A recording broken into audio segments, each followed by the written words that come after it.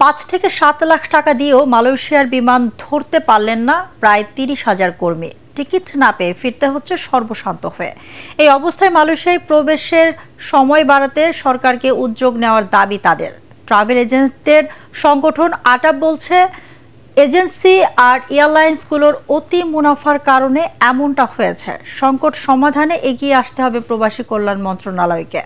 রিপোর্টে জানাচ্ছেন মাহবুব কবির চপল।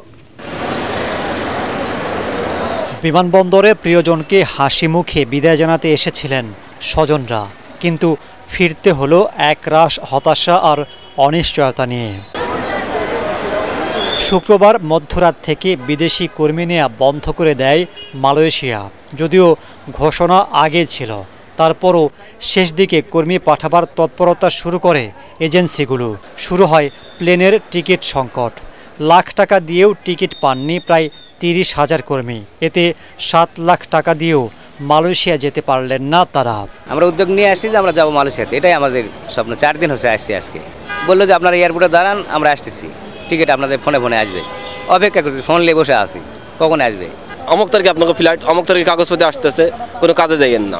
এইভাবেই আমরা একটা বছর 5 লক্ষ টাকা 5.5 লক্ষ টাকা দেওয়া হয়েছে দালালের হাতে।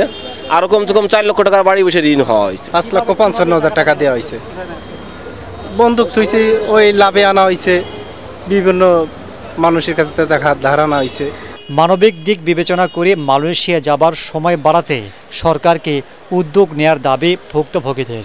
আমার 2 ভরি স্বর্ণ বন্দুক আছে, আমার জমি আছে, আমার একটা গাভী ছিল, গাভী বিক্রি করছি। এখন এই সমস্ত করার পর, টাকা সংগ্রহ করার পর আমি তো এখন স্থির থাকতে পারতেছি না। 2-3 বছর ঘুরে টাকা পয়সা দিয়ে কিচ্ছু করে নাই, অনেক দারিদ্র হয়ে গেছে। যার কারণে যদি কয়েকদিন সুরমায় বাড়ায় তাহলে প্রত্যেকটা লোকে যাইতে পারবে। ওয়ালটন ফ্রিজ কিনে অনেকের মতো আপনিও হয়ে যেতে পারেন মিলেনিয়াল। সেরা পণ্যের সেরা অফার। এর আগে যারা কুয়ালালামপুর বিমানবন্দরে পৌঁছেছেন তারাও অমানবিক আচরণের শিকার হয়েছেন। নিয়োগকর্তার যোগাযোগ ছাড়া দেশে ফেরত পাঠানোর হুমকিও দেওয়া হয় তাদের।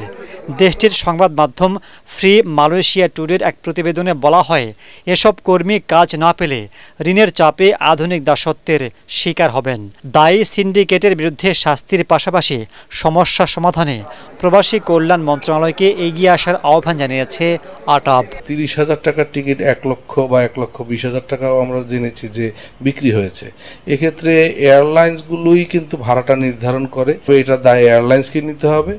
পাশাপাশি যদি কোনো এজেন্সি এখানে জড়িত থাকে তাদের বিরুদ্ধে সরকার ব্যবস্থা নিতে পারে। যদি মালয়েশিয়ান সরকারকে অনুরোধ করে এই সময়সীমাটাকে আরেকটু বাড়িয়ে নেওয়া যায়, সেই উদ্যোগটা নেওয়া উচিত। 4 বছর বন্ধ থাকার পর 2022 সাল থেকে কর্মী নেওয়া শুরু করে মালয়েশিয়া, যা বন্ধ হলো আবারও। প্রবাসী কর্মীদের বলা হয় রেমিটেন্স যোদ্ধা, কিন্তু যুদ্ধক্ষেত্রে যেতে তাদের পদে পদে ভোগান্তিতে পড়তে হয়। কর্মীদের নিঃস্ব করে টাকার পাহাড় করে সিন্ডিকেট, তারা থাকে ধরাছোঁয়ার বাইরে, যেন দেখার কেউ নেই। মাহবুব কবির চপল, ATN বাংলা, ঢাকা।